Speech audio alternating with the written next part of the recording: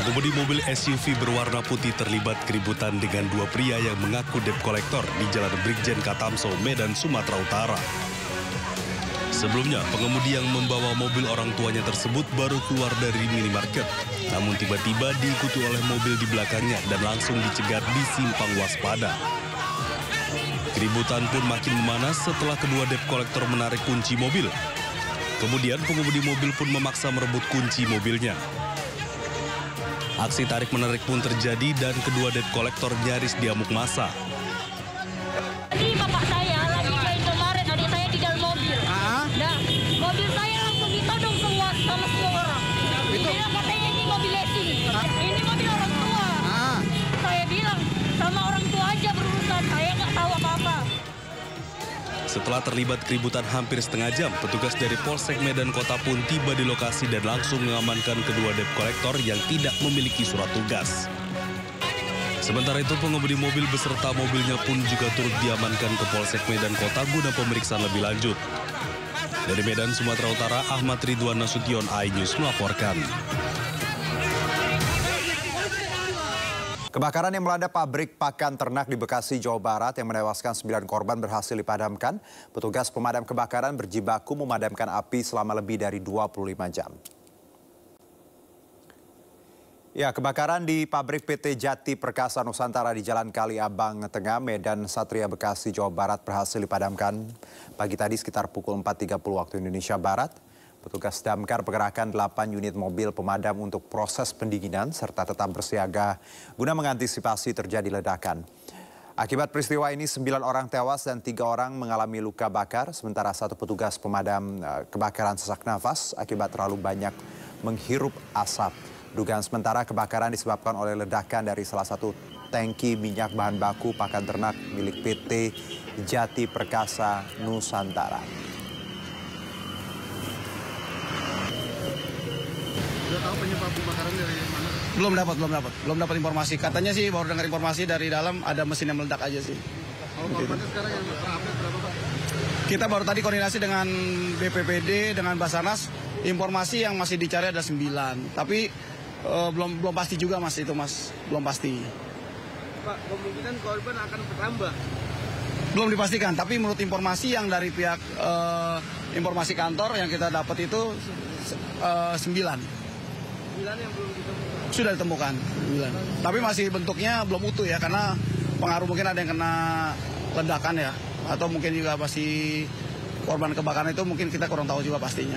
Kemarin itu penyebab sulitnya memadamkan api itu karena apa aja sih faktor-faktor? Satu karena udah besar, kedua juga medannya ya, bahan-bahannya juga yang begitu ada kimia juga di dalam. Sehingga api itu membesar, kita juga perlu tadi kan semua tim dikerahkan semua untuk pemadaman kemarin itu. Gitu. Terus apa lagi? Berarti sekarang lagi ya, dari pihak kita, dari tim pemadaman dan penyelamatan siap siaga untuk pencegahan timbulnya api kembali, preventif kita. Berarti api mati total? Sudah dipastikan, Pak. Jam berapa, Pak? Saya kurang tahu pasti ya, kalau nggak salah. Ya, 3 orang korban kebakaran PT Jati Perkasa Nusantara masih dirawat intensif di Rumah Sakit Ananda, Kota Bekasi. 2 korban dirawat di ruang isolasi akibat menderita luka bakar hingga 50%, sementara 1 korban lain yang menderita luka bakar hingga 90% dirawat intensif di ruang ICU. Selain korban luka bakar, 1 petugas damkar juga dilarikan ke rumah sakit karena mengalami sesak nafas akut. Akibat kebakaran ini, sebanyak 9 orang meninggal dunia dengan kondisi mengenaskan dan seluruhnya dibawa ke Rumah Sakit Polri Kramat Jati untuk diidentifikasi. Belum diketahui penyebab pasti kebakaran dan dalam penanganan Polres Metro Bekasi Kota.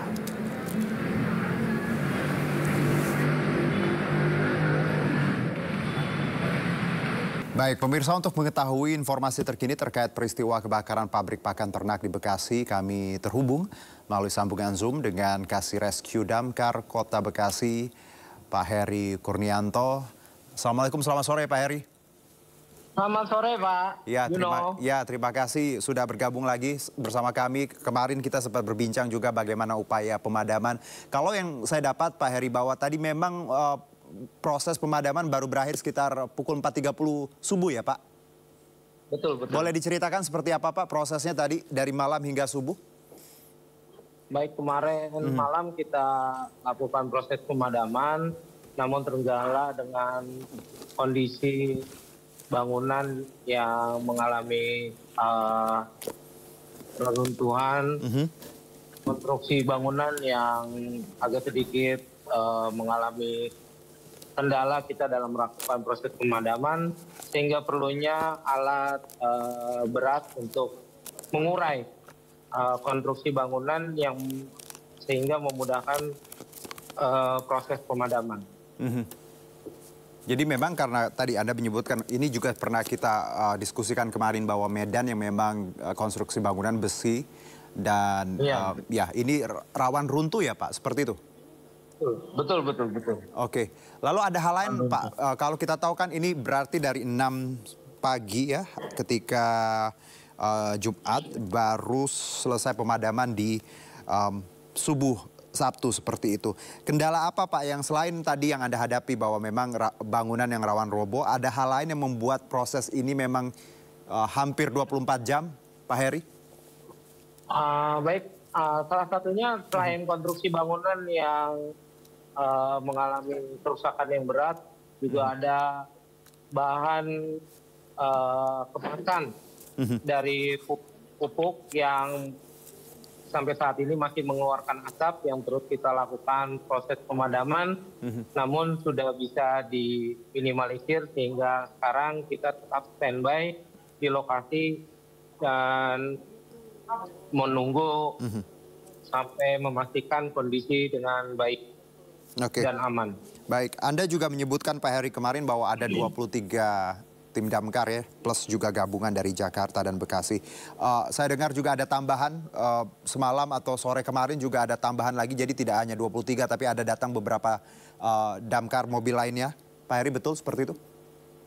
Baik, kita ke malam dapat bantuan tangki air mungkin dari pihak perusahaan agar lebih cepat dalam proses pemadaman, juga dapat bantuan kendaraan ekskavator untuk mengurai tumpukan atau bangunan yang menghalangi sehingga titik api kita sulit tembus. Baik. Kalau bicara korban, Pak Heri, kita tahu bahwa ada 9 tewas dan Anda juga menyebutkan kemarin dalam dialog kita bahwa beberapa ditemukan dalam keadaan serpihan. Setelah proses tadi pemadaman, apakah Anda juga menemukan serpihan korban lain atau seperti apa? Baik, sampai saat ini untuk proses evakuasi korban kita sampai saat ini belum menemukan. Jadi belum. Pihak perusahaan pun tidak mengkonfirmasi kembali kepada kami bahwa atau ada keluarga yang masih kehilangan gitu. Oke, jadi sejauh ini masih seperti kemarin ya Pak, update-nya 9 yang tewas dan 12 kantong jenazah kalau saya tidak salah. Ya, 12 kantong karena memang kemarin masih ada serpihan-serpihan yang tertinggal gitu. Oke, baik Pak, kita tahu juga bahwa pabrik ini kan dikelilingi juga pabrik-pabrik industri lainnya. Bagaimana kondisi pabrik-pabrik yang bertetanggaan dengan pabrik pakan ternak? Apakah hari ini tetap beroperasi atau memang sebaiknya dihentikan terlebih dahulu menunggu karena kondisi juga masih panas seperti itu? Baik, untuk perusahaan yang ada di sekitar pabrik yang terbakar, sebagian sudah beroperasi dan ada sebagian yang belum beroperasi. Oke, dan itu posisi sebelah kanan ini ada pabrik kecap yang belum beroperasi. Oke, jadi memang ada yang beroperasi, tapi juga ada yang tidak beroperasi tadi seperti Anda sebutkan. Satu lagi mungkin Pak, kalau kita tahu bahwa ada satu anggota tim Anda yang kemarin juga menjadi korban, tidak luka tapi hanya sesak napas, bagaimana kondisi dan update-nya? Baik, tadi saya konfirmasi kepada Komandan Regunya, kondisinya sudah semakin membaik karena memang kemarin ada mengalami sesak napas dengan menghirup asap yang cukup tebal ya. Oke. Baik, jadi memang karena kemarin selama proses pemadaman menghirup asap yang sangat tebal ya Pak, itu kenapa akhirnya harus dan saat ini dirawat seperti itu. Baik Pak Heri, terima kasih atas informasinya. Selamat bertugas kembali. Kami juga terima kasih untuk Anda dan teman-teman damkar yang sudah memberikan segala usahanya untuk memadamkan api hampir 24 jam. Terima kasih Pak Heri. Satgas khusus judi online Barreskrim Polri berhasil mengungkap kasus judi online jaringan internasional. Sebanyak 300 kasus judol diungkap dan 370 tersangka ditangkap. Satgas khusus judi online Barreskrim Polri mengungkap kasus judi online jaringan internasional yang dikendalikan oleh warga negara Cina dengan melibatkan 85.000 orang dari Indonesia. Dalam pengungkapan ini, sejumlah orang ditetapkan sebagai tersangka. 2 orang diantaranya masuk dalam daftar pencarian orang yang salah satunya merupakan manajer perusahaan gerbong transaksi. Barang bukti yang disita dalam praktek judi online asal Cina ini lebih dari 70 miliar rupiah. Sementara para tersangka terancam hukuman maksimal 20 tahun penjara. 8278 merupakan situs judi online berskala internasional yang jaringannya dikendalikan oleh warga negara Cina dan memiliki jumlah pemain lebih dari 85.000 orang di Indonesia dengan server yang berlokasi di luar negeri. Adapun situs slot 82/78 ini dipromosikan melalui berbagai situs. Tersangka HEJ bertindak sebagai pembuat perusahaan yang digunakan untuk deposit atau withdraw pemain, yaitu PT AJT dan PT MLT. Tersangka HAJ ini juga menjadi koordinator dalam mencari dan menunjuk orang sebagai direktur dan komisaris dari perusahaan penyedia jasa keuangan lainnya. Dalam hal ini untuk operasional situs slot 82/78 ini. Selanjutnya tersangka CAS, yaitu bertindak sebagai direktur PT OT, dan tersangka E sebagai komisaris PT OT, yang mana PT OT merupakan perusahaan jasa keuangan yang dibuat khusus untuk situs slot 82/78. Di samping itu, kami juga telah menetapkan 2 tersangka lainnya yang berstatus DPO, yaitu tersangka IJ sebagai manajer PT KIDT yang juga menjadi gerbang pembayaran dari transaksi judi online pada situs slot 82/78, dan juga tersangka DX alias MA, seorang warga negara Cina yang berperan sebagai koordinator dan pemberi perintah kepada tersangka HAJ untuk membuat perusahaan penyedia jasa keuangan untuk slot situs 82/78 di Indonesia. Keduanya masih dalam proses pencarian dan saat ini kami masih berupaya untuk melakukan penangkapan terhadap kedua DPO tersebut.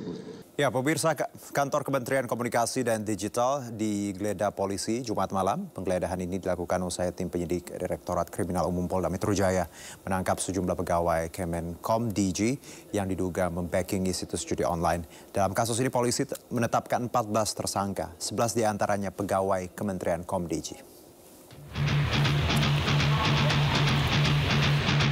Polisi menggeledah kantor Kementerian Komunikasi dan Digital pada Jumat malam. Penggeledahan tersebut terkait pegawai Kemenkom DG yang menjadi tersangka kasus penyalahgunaan wewenang situs judi online. Hasil dari penggeledahan yang berlangsung selama 1 jam itu terlihat ada 1 kontainer box yang diduga berisi hasil sitaan judi online. Seorang tersangka juga terlihat keluar dari kantor Kemenkom DG.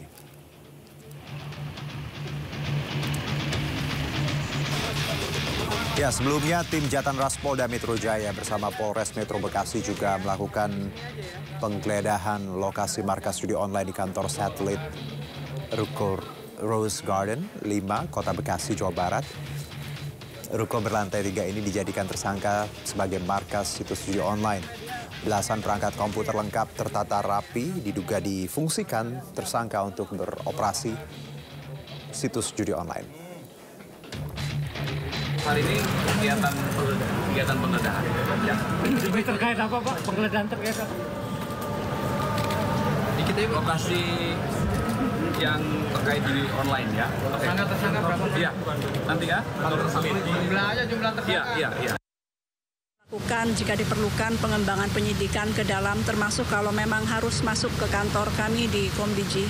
Bagi kami ini baik, sekali lagi sebagai upaya bersih-bersih, agar kantor kami juga bisa menjalankan tugas dan fungsi yang diamanahkan Presiden dengan baik. Ya, pemirsa, polisi menggeledah kantor Kementerian Komunikasi dan Digital pada Jumat malam. Penggeledahan tersebut terkait pegawai Kemenkomdigi yang menjadi tersangka kasus penyalahgunaan wewenang situs judi online. Dan untuk membahas ini sudah bersama kami Wakil Ketua Komisi 1 DPR RI Dev Laksono dan pakar keamanan cyber Alphonse Tanujaya. Selamat sore Bang Dev, Mas Alphonse. Selamat sore. Ya, dengan Juno di studio. Ya, saya ke Bang Dev terlebih dahulu. Anda sebagai mitra dari Komdigi juga melihat ini ada pemain dalam ternyata Bang Dev, dan ini prakteknya juga luar biasa. Ada angka ada 1.000 yang dibina seperti itu, dan tiap satu situs nilainya 8,5 juta, jadi nominalnya bisa 8,5 M untuk semua ini. Bagaimana Komisi 1 melihat temuan ini? Ya, itu 8,5 M itu tarikan per bulan apa one time payment? I mean, 1.000 itu Bang Dev. Ya, kayak 1.000 itu apakah one time payment, apakah mereka bayar per bulan? Per bulan Bang Dev. Per bulan. Ya, satu situs 8,5 juta. Sedap juga lah. 8,5 bisa jadi sekitar 8,5, mungkin lebih juga gitu. Yang baru disampaikan 1.000, bisa mungkin 2.000, 3.000, entahlah ya. Kita tunggu pengembangan aja penyelidikan sejauh mana. Yang jelas kita apresiasi keseriusan pemerintah secara keseluruhan, baik aparat penegak hukum dalam hal ini adalah kepolisian dan juga Komdigi sendiri yang kemudian sudah tegas menyatakan bahwa akan membuka ruang seluas-luasnya keseluruhannya. Oke, apakah Anda juga dan tim kepolisian ataupun juga aparat penegak hukum lainnya? Kenapa? Ya, silakan Bang Dev, agak delay tadi. Silakan. Halo. Ya, Bang Dev. Oke, ya, makanya saya memberikan apresiasi sebesar-besarnya ya. Ya, suara kedengaran? Jelas? Ya, Bang Dev, lanjutkan silakan. Saya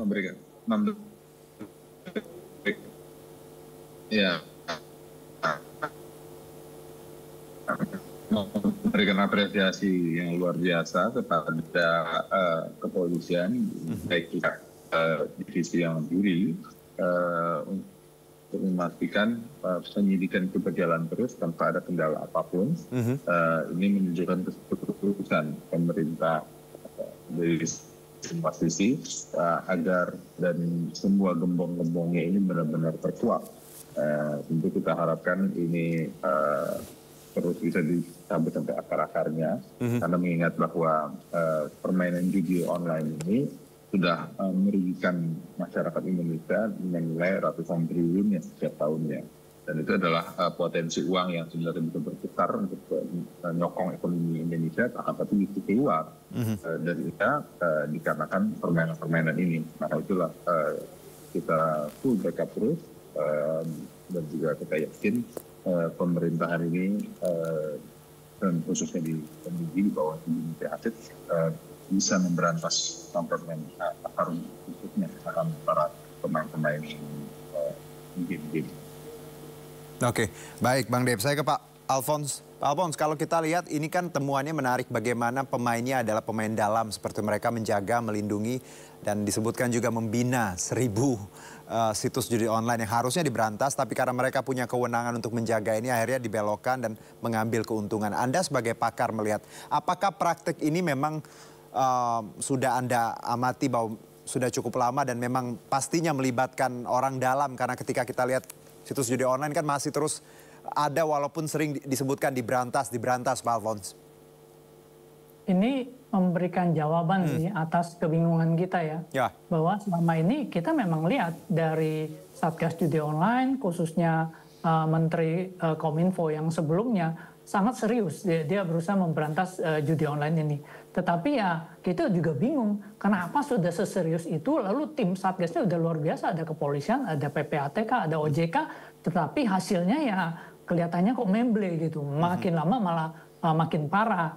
Ya rupanya ya hari ini terungkap bahwa ini sesuatu yang sangat tidak kita harapkan ya, bahwa justru dari Kominfo sendiri yang ada oknumnya lah yang bermain Dan ini memang menjadi satu bingkisan yang kurang menyenangkan untuk Ibu Menteri ya.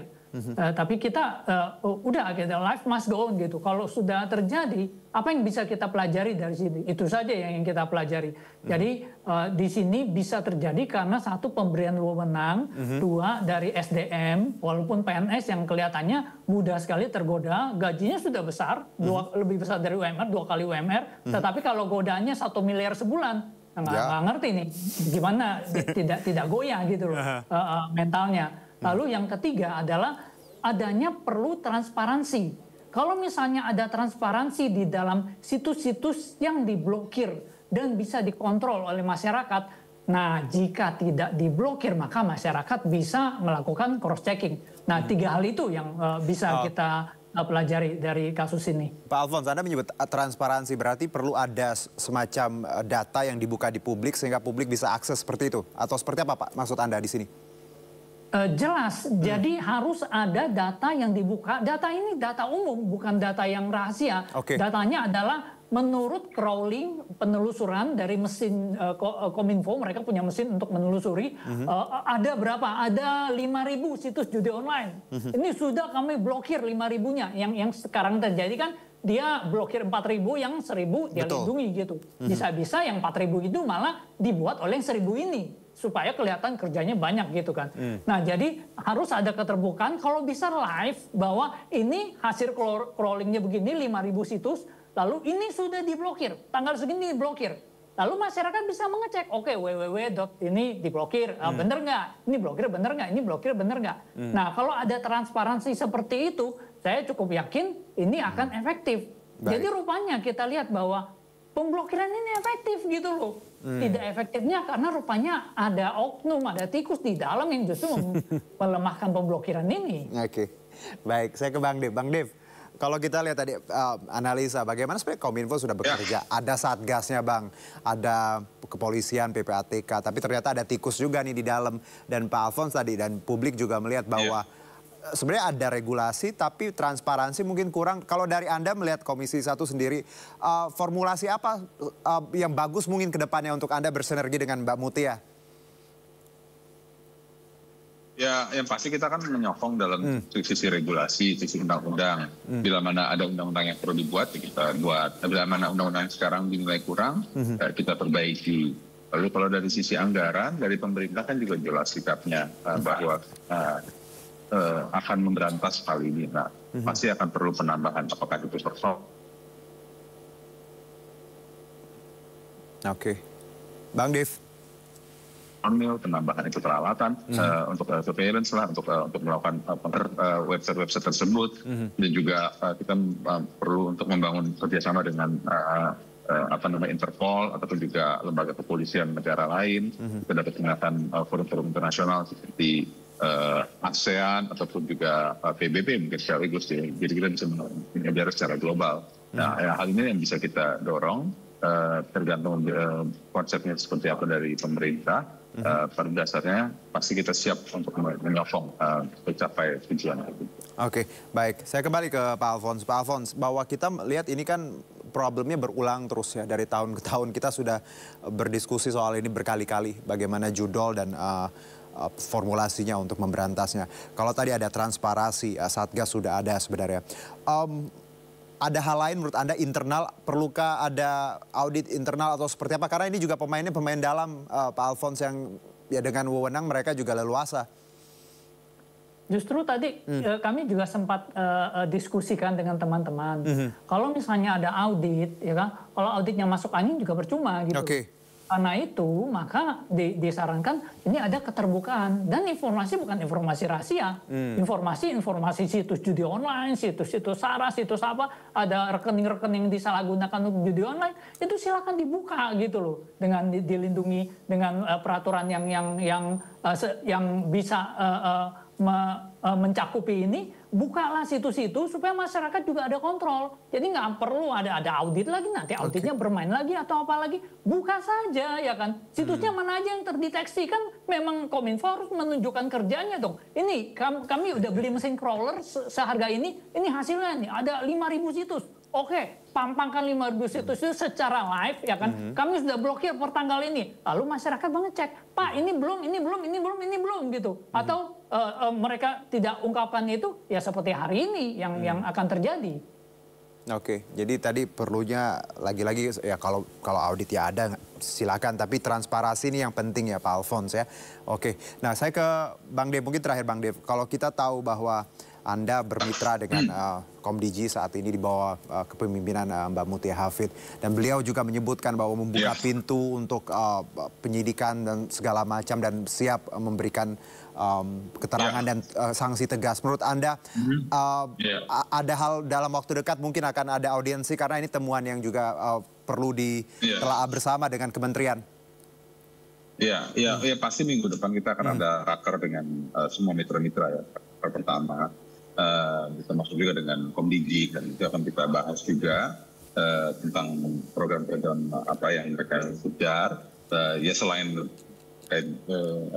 pemberantasan judul, ada banyak juga kan hal-hal yang berkaitan dengan komunikasi dan digitalisasi yang perlu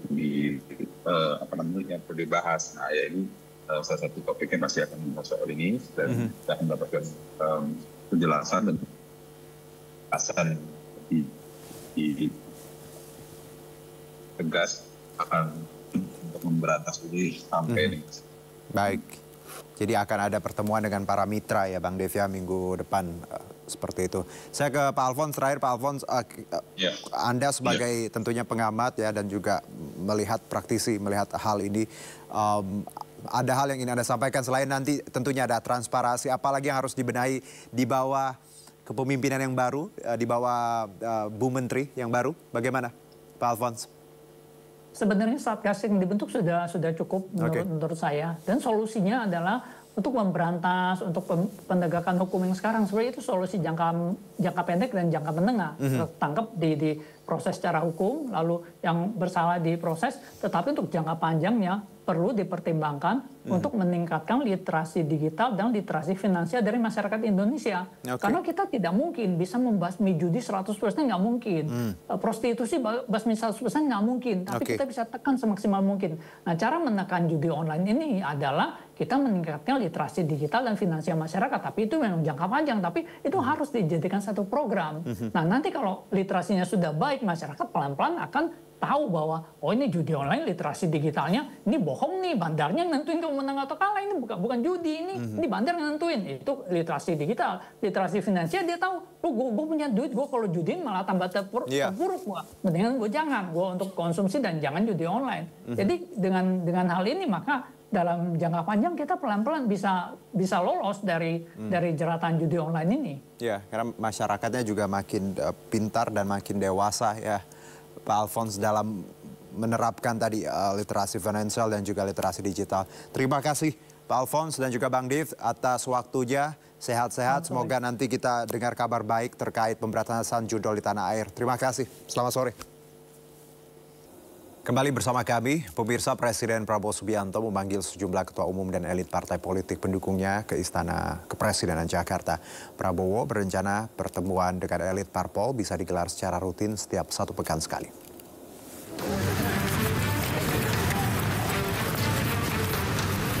Presiden Prabowo Subianto memanggil sejumlah ketua umum dan elit partai politik pendukungnya ke Istana Kepresidenan Jakarta. Prabowo menggelar makan siang bersama sambil berdiskusi selama lebih dari 1 jam. Rencananya, pertemuan dengan elit parpol pendukung Prabowo akan digelar secara rutin setiap 1 pekan sekali. Nggak ngomong-ngomong ringan ya, tukar pikiran aja. Biasa Bapak Presiden menyampaikan tentang beberapa hal-hal penting, program prioritas Bapak Presiden, terus kami saling tukar pikiran ya. Saya pikir biasa aja pertemuan rutin ya. Sementara itu, Ketua Umum Partai Demokrat Agus Harimurti Yudhoyono menyebut dalam pertemuan ini tidak ada pembahasan terkait pilkada.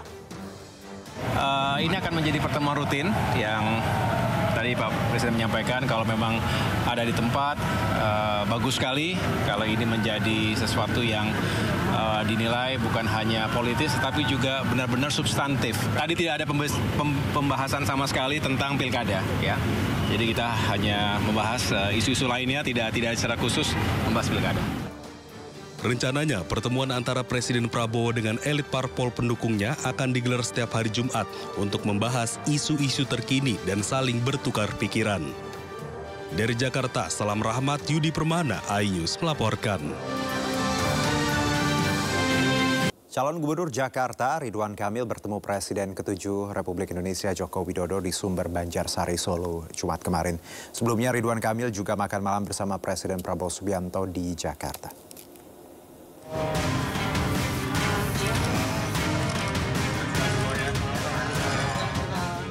Ridwan Kamil, calon gubernur Jakarta nomor urut 1, tiba di kediaman Presiden ke-7 Joko Widodo di Banjarsari, Kota Surakarta, Jawa Tengah sekitar pukul 14.30 WIB. Dalam pertemuan itu, RK yang maju di Pilgub Jakarta meminta pengalaman dari Jokowi yang sempat menjadi gubernur Jakarta 2012-2014 silam. Saya dengan hal-hal terkait Jakarta, masa depannya, seperti apa, dan ya 90% nasihat-nasihat buat saya yang masih muda ini untuk berbuat lebih baik dan lebih berprestasi. Diskusi mengenai perencanaan untuk Jakarta, gagasan-gagasan besar untuk Jakarta, saya kira semuanya sudah sangat jelas sekali. Tadi ada permohonan dari Pak Ridwan Kamil secara pribadi untuk jun kampanye itu. Ya nanti diputuskan sambil berjalan. Sebelumnya calon gubernur nomor urut 1 Ridwan Kamil mengunggah momen menarik di akun media sosialnya. Momen kebersamaan makan malam antara Ridwan Kamil bersama Presiden Prabowo Subianto di sebuah rumah makan Padang di Jakarta. Ridwan Kamil mengaku mendapat beberapa pesan dari Prabowo Subianto, diantaranya agar RK tak mudah menyerah, tetap bersemangat dalam tugas apapun. Makan malam Ridwan Kamil bersama Presiden ini berlangsung selama 1 jam. Tim Liputan melaporkan.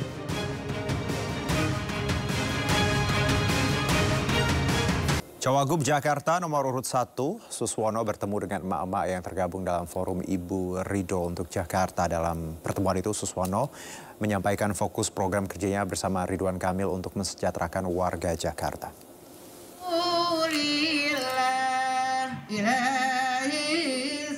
Emak-emak yang tergabung dalam forum Ibu Ridho untuk Jakarta antusias menyambut Cawagup Jakarta nomor urut 1. Dalam pertemuan yang digelar di Pondok Bambu, Jakarta Timur, Suswono menerima dukungan penuh forum Ibu Ridho untuk memimpin Jakarta bersama Ridwan Kamil. Suswono mengaku program kerja yang diusung dirinya bersama Ridwan Kamil diterima secara antusias oleh emak-emak seperti kenaikan insentif bagi guru ngaji, dasawisma, jumantik, hingga sembako murah dan pendidikan gratis. Dalam keriduan Allah, mereka dengan tulus ingin memberikan dukungan kepada Ridho untuk tentu saja memperbaiki kehidupannya, ya. Dan tadi dari dialog banyak usulan-usulan, ya, yang terkait dengan persoalan-persoalan masyarakat, ya. Ya, sejumlah tokoh menyatakan dukungan untuk paslon calon gubernur dan wakil gubernur nomor urut 3 Pramono Rano, mulai dari Ketua Umum PDI Perjuangan Megawati Soekarno Putri hingga mantan Ketua Umum PBNU Said Akil Siraj.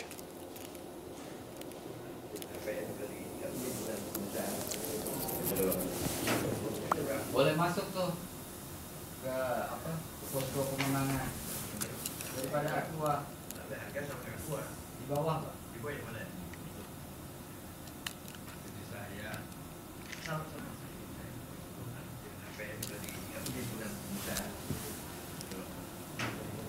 Ya, calon gubernur Jakarta Pramono Anung sowan ke rumah mantan Ketua Umum PBNU Said Akil Siraj di Jagakarsa.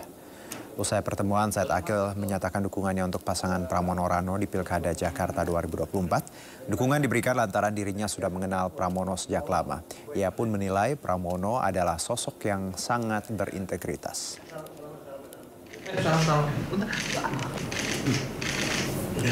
Kedatangan beliau di Pesantren Al-Thaqafah ini Ya minimal silaturahim supaya ada nyambung kembali dengan niatan beliau maju menjadi gubernur DKI. Saya jawab siap, insya Allah saya dukung dan insya Allah Tuhan berikan kemudahan. Amin, amin, amin. Karena apa? Saya tahu beliau integritasnya maksimal, saya tahu persis backgroundnya pesantren, pernah pesantren di Lirboyo Kediri, kelahiran Kediri, pesantren Lirboyo, dan kepercayaan Ibu Megawati tidak gampang loh. Ibu Megawati percaya pada orang nggak gampang. Dan yang paling penting lagi, kalau ditanya nanti ibu nyoblosnya siapa? Ya terang Pak Pram sama Pak Dul, no. Lo kenapa? Lo saya yang jadiin lo ketum. Ada lo orang yang nggak mau dijadiin mak ketum lo, tapi udah liwat sekarang. Coba siapa yuk? Pokoknya nggak usah diomongin. Pemirsa, tersangka kasus dugaan korupsi impor gula di Kementerian Perdagangan pada tahun 2015-2016, Thomas Lembong diperiksa sekitar 10 jam oleh penyidik Kejaksaan Agung. Tom Lembong keluar dari gedung Kejagung pada pukul 8:30 malam, dikirim petugas ke mobil tahanan. Saat ditanya awak media terkait pertanyaan penyidik, Tom Lembong hanya tersenyum. Tom Lembong saat ini ditahan sementara di Rutan Salemba, Cabang Kejaksaan Negeri Jakarta Selatan.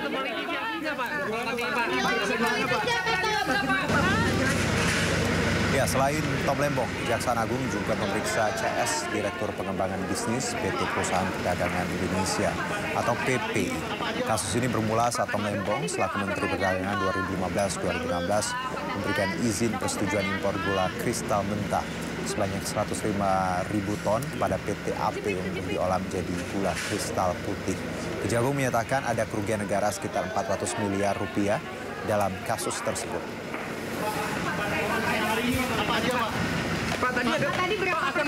Ya, sementara itu Kapus Penkum Kejaksaan Agung Harley Siregar menegaskan pemeriksaan terhadap Tom Lembong terkait peranan dari kedua tersangka dalam kasus dugaan korupsi impor gula tahun 2015-2016. Kapus Penkum Kejaksaan Agung Harley Siregar mengungkapkan pemeriksaan Tom Lembong harus dijalankan untuk mengetahui secara detail pemberian izin impor gula kepada perusahaan swasta. Kejaksaan Agung menilai kasus dugaan korupsi impor gula diduga merugikan negara hingga 400 miliar rupiah.